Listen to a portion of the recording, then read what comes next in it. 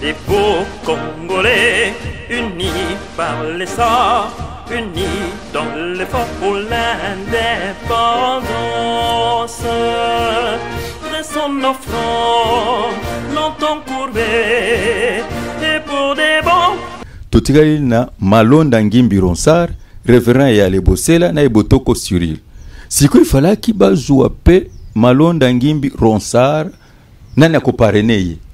Nde premier suppléant représentant légal. Oyo bino so boye bitango nyoso yenda représentant église nini kimbangiste abimi andimi kopareneye. Delphin Elebe. Tout comme ngape na kokaki kondima kosala ndenge nini kopareneye.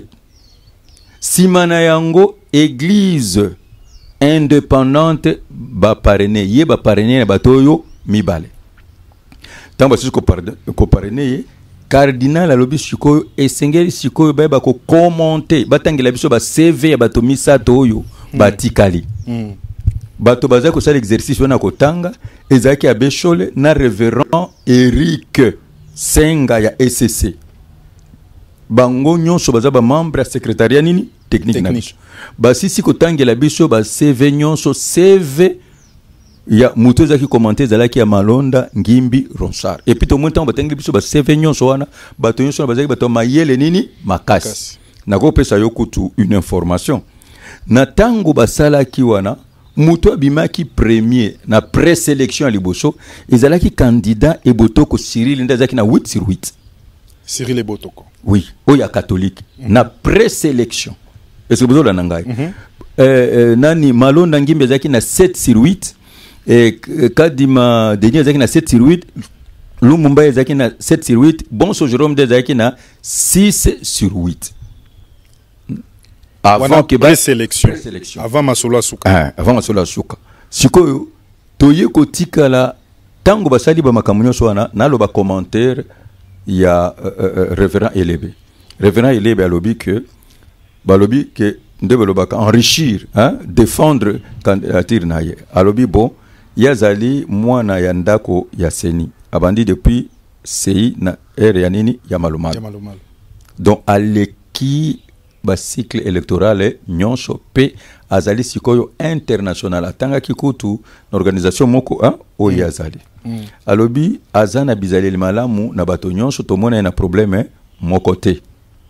Et puis pour la géopolitique tomoni président ya mboka za Kasai tomoni assemblée ezali moto ya Équateur parce que ça joue sur le fait psychologique mais ba pesape seni na Congo parce que Congo central bazona une opportunité ya ko diriger ndenge wanate tangwa silisi mbala mo cardinal azui alobi toki ko zoa Malonda Ngimbi Ronsard te po ekobimisa ba problème ya confirmer biso Malonda zali kimbangiste te bazwa kiye po na kaka ndenge tosala kawana parrainage asambela wapi aza catholique wana na CV nae aza catholique pratiquant ozola na malamu et puis parrainage wana mutoloba ki tuba parrainer zali cardinal ça n'a rien à voir na moni lelo révérend Elebazu baba problème pour rien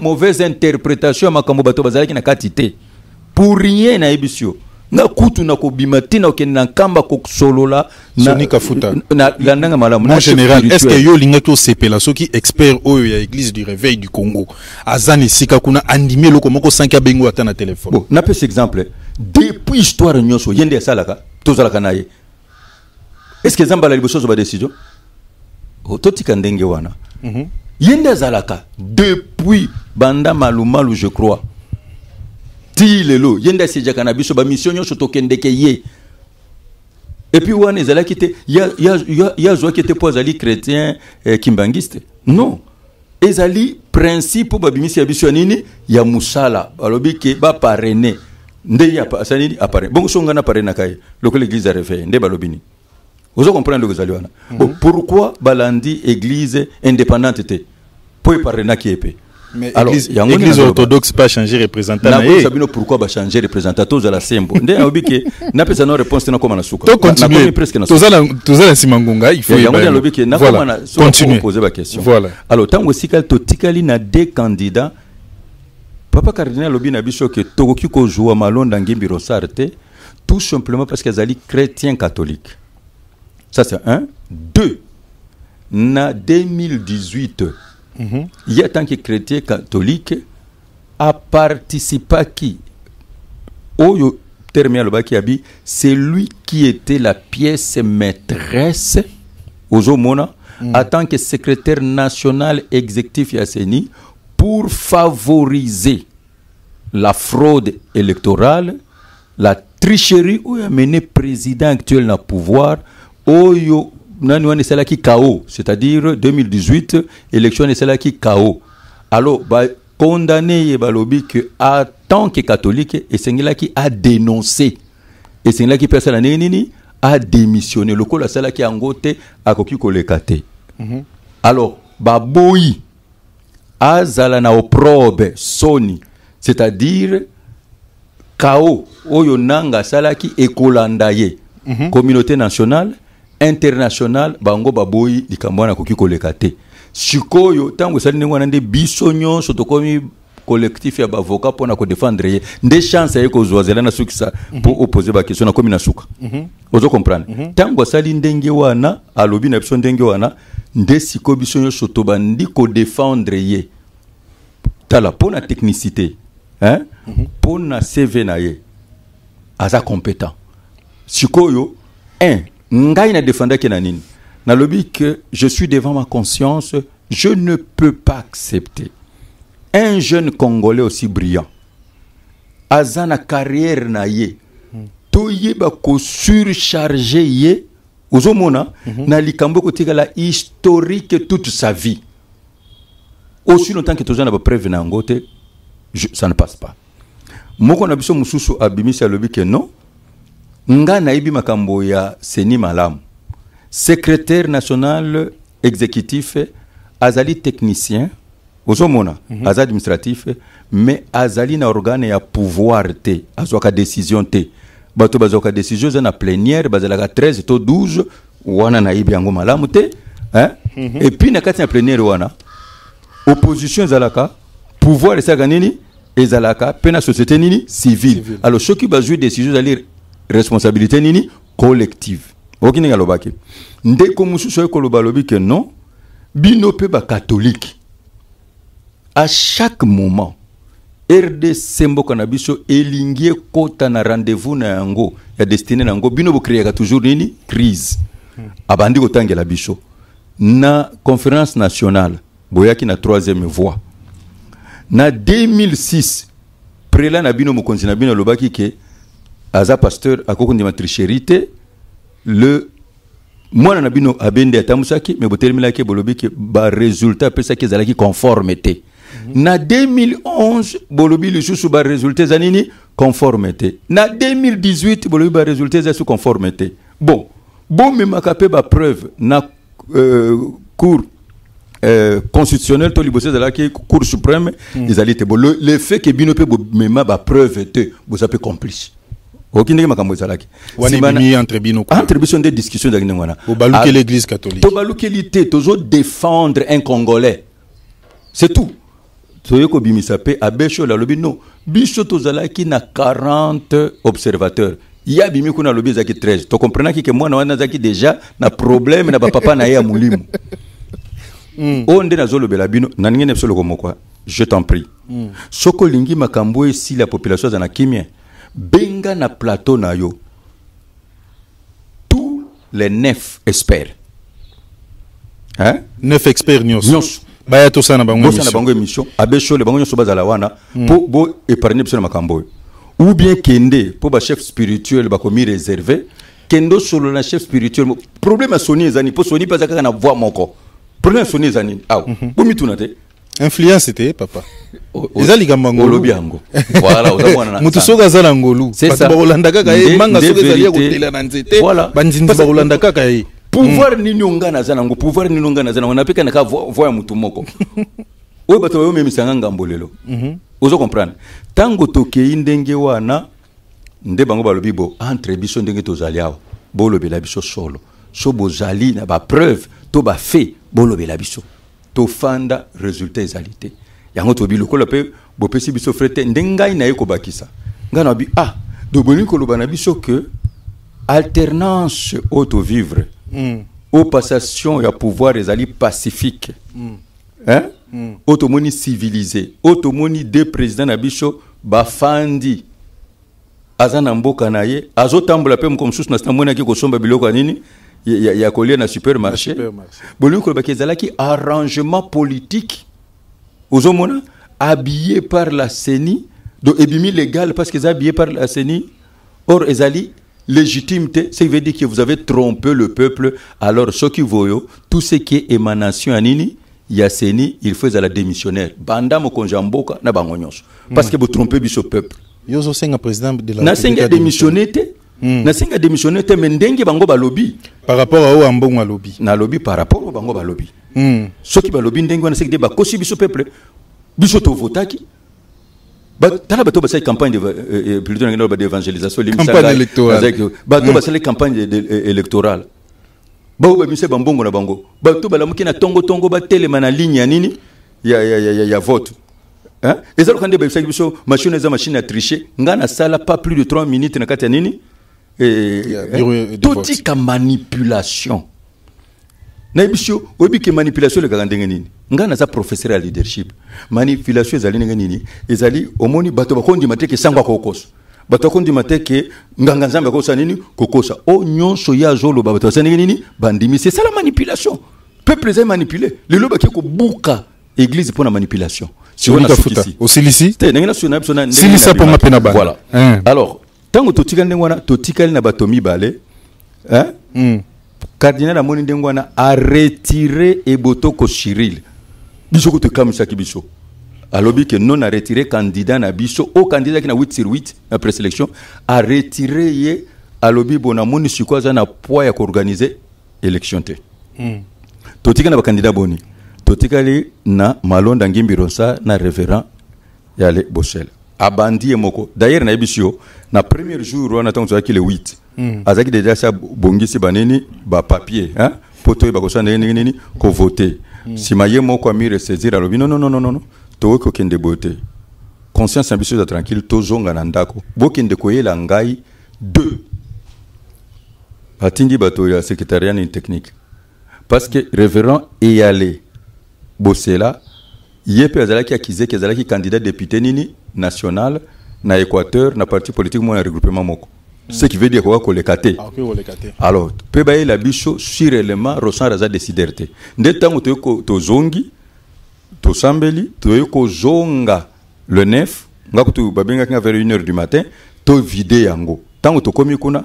ba confirmer que ndida révérend et aller bosser la azalaki député malheureux na députation nationale na parti songolo na regroupement moko Eric Senga ingo défendre ye abimisi lettre na yasa ki a démission parti politique wana to lekisi yango po azalaki moninga na biso nangina fungolelo le moko pona sukisi siko hein so ki ba discussion ya ronsare zalate moto alika kolenga ezalaki Eyale oui parce que on azoloba Eric Senga yebi to solo la ki biso nyonso lokola za moninga to lekisa ye surtout ça ka vote le 8 ndembe yaleki mwana mobali oyo abimika kapamba pona ko défendre ye alors tango to fandi pourquoi to votaki pona zo monake abe malama na zo ba sonia votaki 3 fois na esprit 3 fois wana nazo landa ye malamu abanga nzambe abeshole ça na tangi malumalo ba abeshole abanga nzambe na kuyamba ye permission ukana sabino omoni loko na remarquer na kutindela permission na bisho et loko na remarquer awa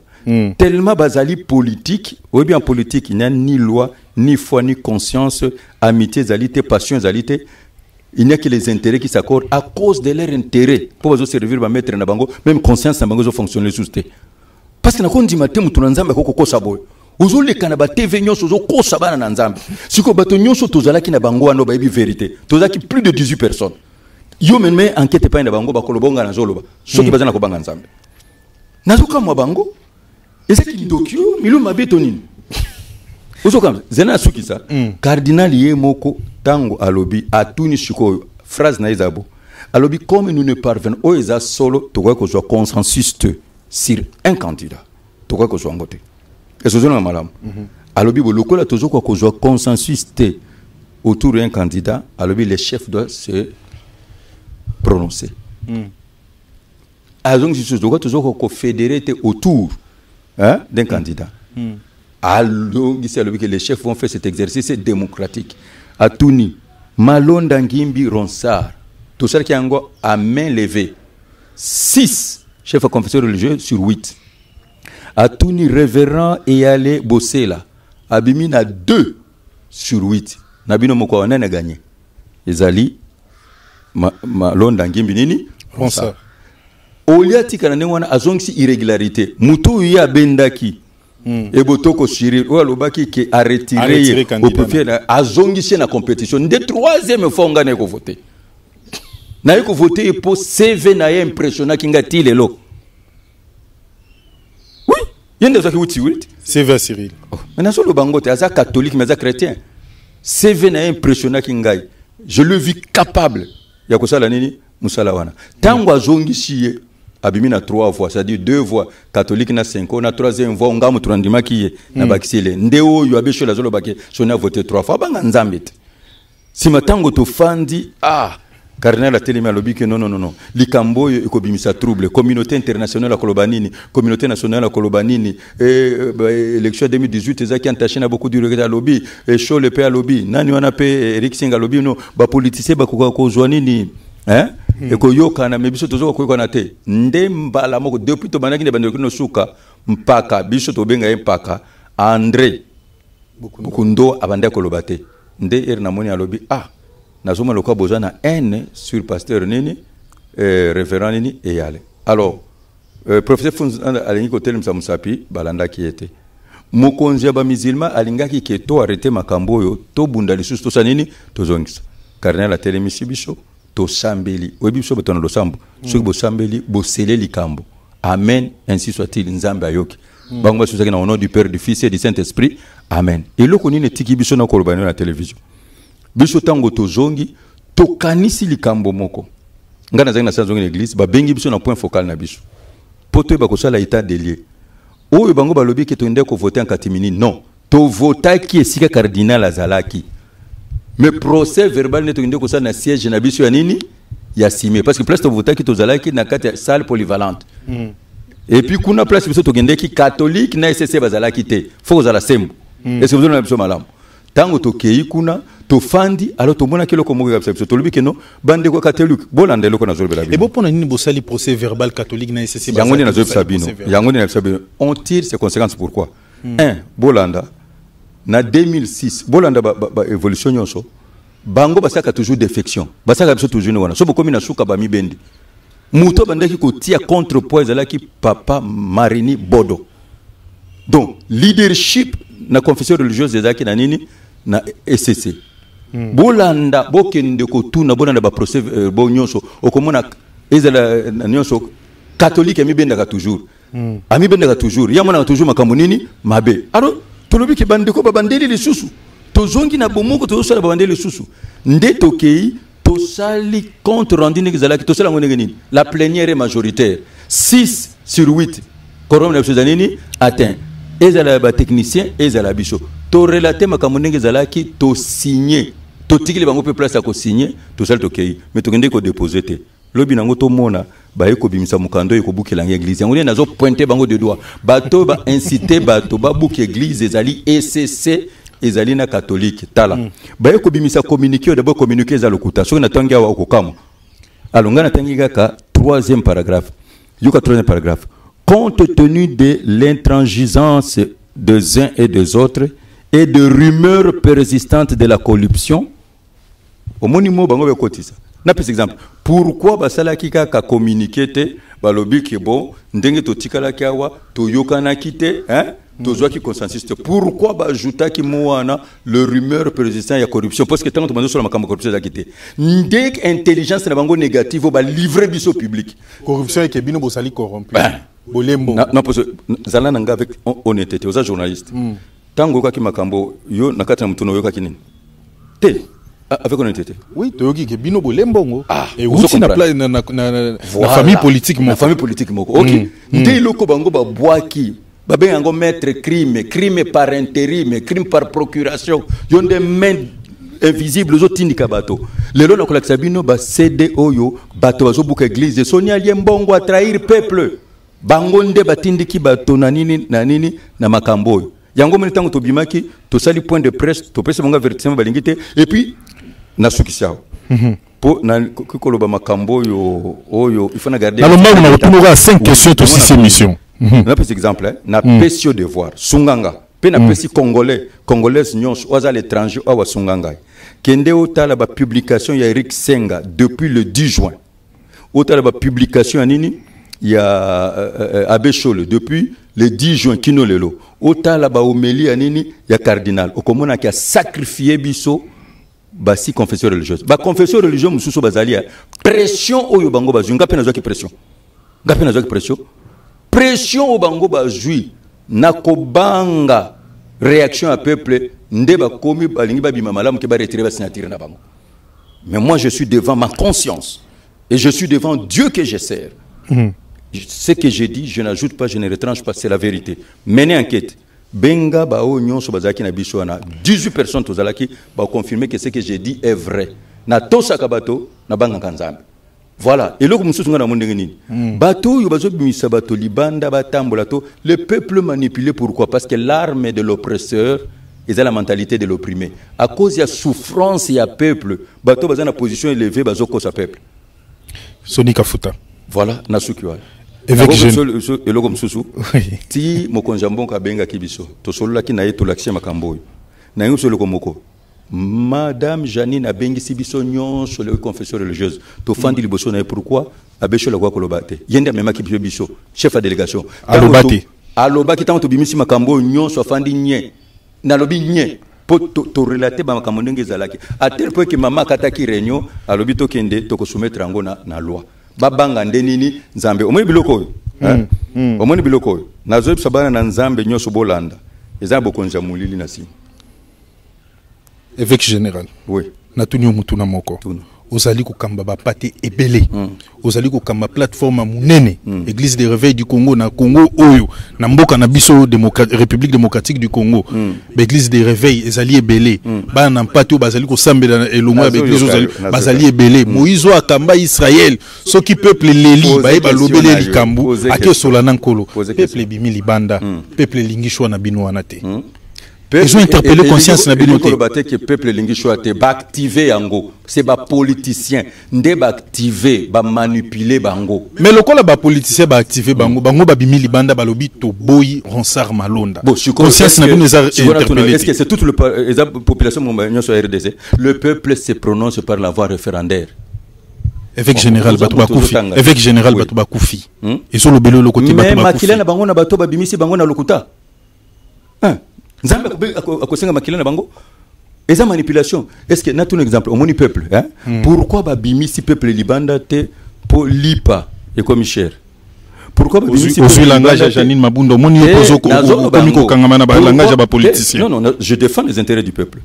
Tout marché parce que carburant za komata tout marché pour lipa za komata tout marché pour jeunesse na biso za na musala te président apesa bango musala tout marché pour insécurité le kinamboka tout marché pour bazako violer mboka na biso ba mais nyoso utaka soki peto za na bakambia malonga te ndengo na lobake bongo shingolo bakambia bazama na lobelo kote bino mbolobaki yango lobiki nani Ronsard Malonda a facilité qui tricherie na mboka te ba catholique nde ba pesa information na ngaite ya bonde na ibisio na lobi que tout ça la marche pour l'intérêt du peuple.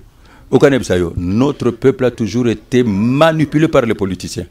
Manipulé. Et puis, manipulé, le peuple a commis aigri. Peuple a commis aigri. Même les bandits, même moi, si nanga tuninga lobi kem, yo zumbongo. Ba lobi na biso zumbongo, nga lobi kinana lobi na bino. Donc zumbongo te. Rien na lobi devant ma conscience na le côté. Kutu na zo bende makamba kolobao. Évêque général, na tuna mutuna moko. Masolo eleki ba saccager église na yo.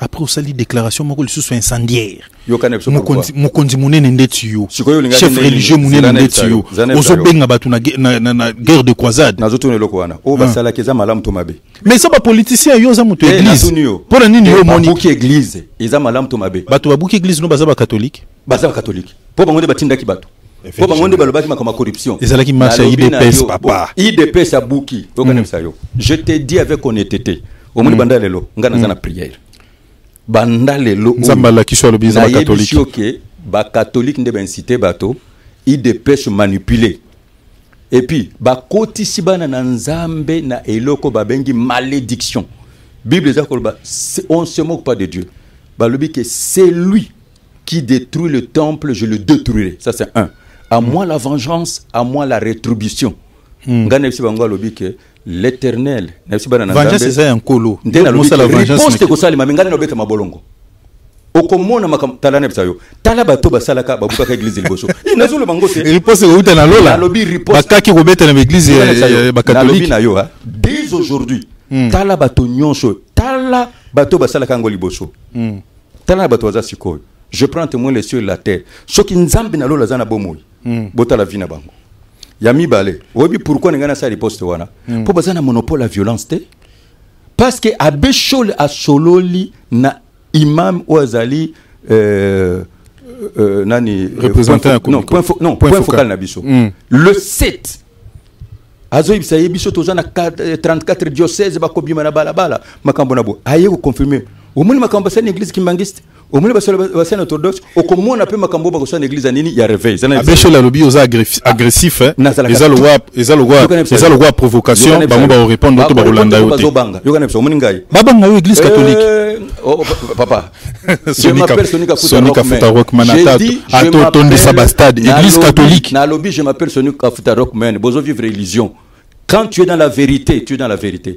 Yokanepsa on a zoloba, na zoloba na télévision. Sonika Futa pesa discours à paix, discours à paix wane ko ya. Déjà bakufi. Na lobby na yo Lubumbashi na Kinshasa et Tamboli. Likolo ya mutu na bango. Yoka pourquoi na pesa ki riposte wana.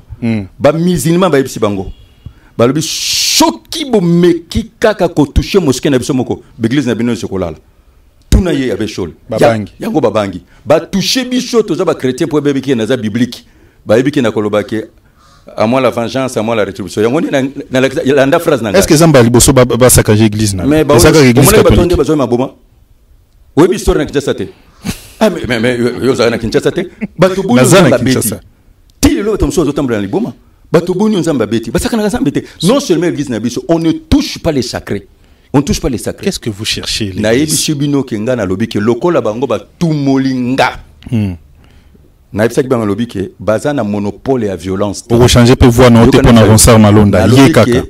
Naza parce que pour balongola Ronsard ezanga so ba bozongi la table de négociation so ba lobi bozongi la élection Sonika na lingina kita mongongo so ki ba lobi bozongi la élection parce que lobaki ke bozongi la table ce qui hiérarchie esengi est-ce que poto longola Ronsard Malonda faut bato basala marche ndenge biso tozala biso tototiaki toko ko fanda pression te ezala normal c'est garanti par la constitution position hein naza mutu a peuple naza na kan peuple naza na yo longo non oui oza mutu opposition na tout exemple biso batototiaki wana biso tototiaki ce qui entre biso toyokanite poto longola ye il faut peuple temble il faut peuple kufa biso toko fanda te toyokani tolobi ke no to longola ye toki tokutana papa mokonzi ekolo tokutani na majana tokutana ba konzi nyonso wana tobi tozola bino muto mususa ta mwasi to memeli bango il faut ka bato bakufa bazolu kande makila bato po ba fermer pouvoir na bango na lobeli bino ezali kamba banga te bon siko pourquoi siko tozongi sunani na négociation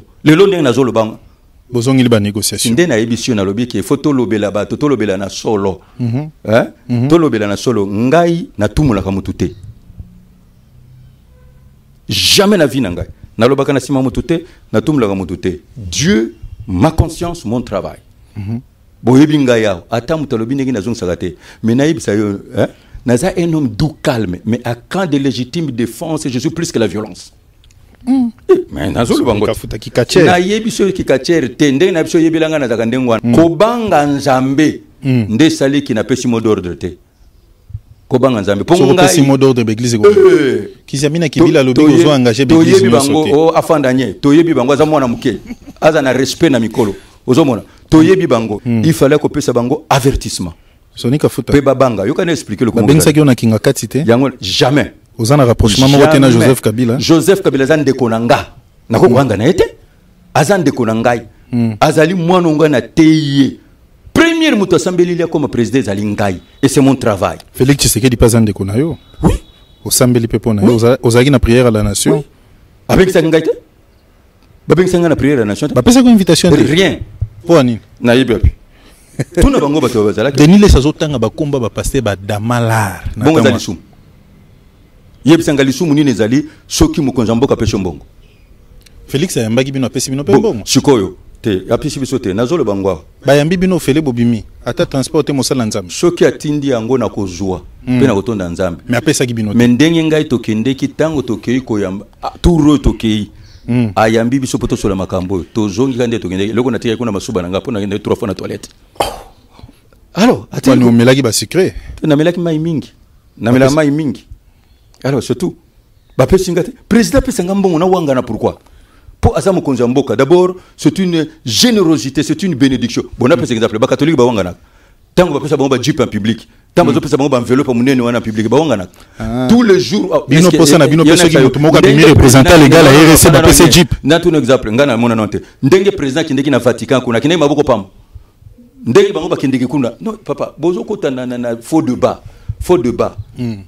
l'église est toujours subventionnée, l'église est toujours bénie. Wana bozo kota na débat ya ni la ba catholique ne bazali wana malgré bazon di mabokonzo te balobeza ya tricherie mais mukolonyo so mona na mokonzi fungola ka loboko kwa funda ba catholique na fundi bango te po balobaki yango na yoki yango na matoye mutute balobi yango ngana yoki na fandi boyo ndeloko na sepeli na ngote siko ozoluka rapprochement na Félix Tshisekedi na zoluka rapprochement na yete parce que ozobimisa ba catholique ozobimisa mabia ba catholique ozobimisa bongo ya yebi yango te azana ba service de renseignement te tango cardinal lobaki yango alobi yango na matei na ete tango lobaki yango ce n'est pas la vérité des urnes alingo lobani est-ce que aucun lobelanga lelo ke église na Congo eza apolitique église eza politique eza politique eza politique toujours sa politique église nyonso le londe na découvrir na église les réveil pe politique le londe na découvrir yango ke na niveau to komi eza sur niveau spiritualité et comme niveau politique na ngina suku na ekamoko voilà to si les émissions to komi vraiment na suka soki omoni ngai na ozaki ton tout ce que j'ai dit c'était réfléchi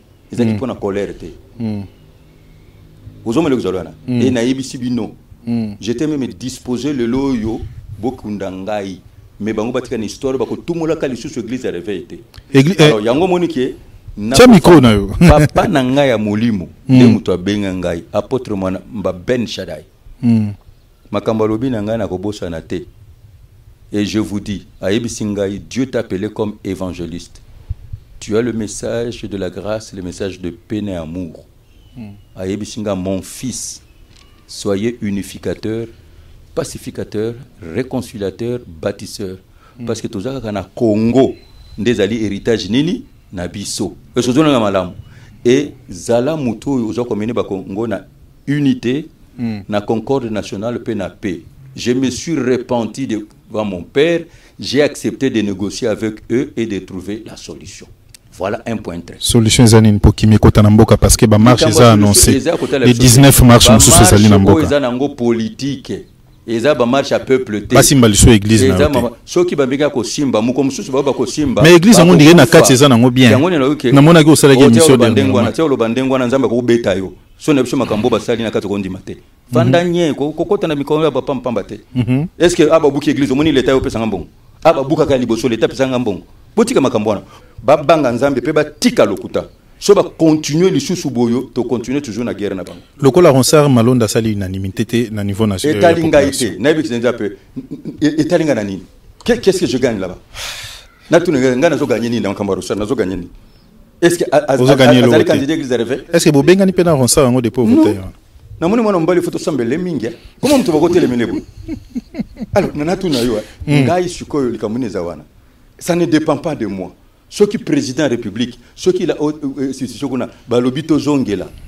L'école a sukoyo, balobi qui surtout ça là, sur mutango to kotu ya kotapi. Ceux qui balobi to zongela, to sala, ceux qui to koyoka na mengana lobinde to mi respecter to bangana. Est-ce que yona mbongo botala na lisusu boy? Et vous allez voir muzena nani na Mobutu te.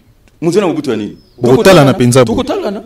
Rotala pe Bokundo abo. Na kotala ya zapaka na ngai mukono kutana na ko sapaka na sepeleke na makambo yote. Bongo na zolo bongo na likambo na lobi na radio na ngobise bote.